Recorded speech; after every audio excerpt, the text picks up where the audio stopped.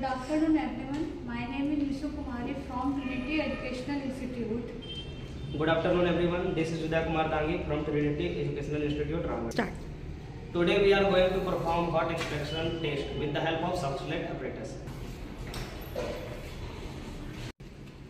ये जो पूरा यूनिट आप लोग देख रहे हैं ये Soxhlet apparatus है. इसके बॉटम में हम लोग हाइड्रोअल्कोहलिक सब्सटेंस मतलब लिक्विड को इनपुट करके ये राउंड बॉटम फ्लास्क है.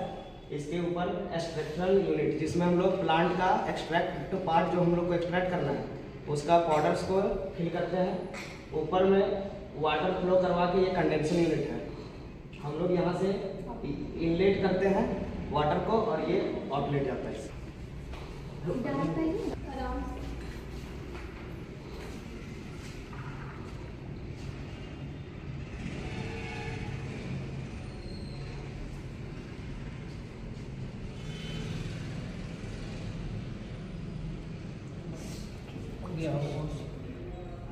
धन्यवाद.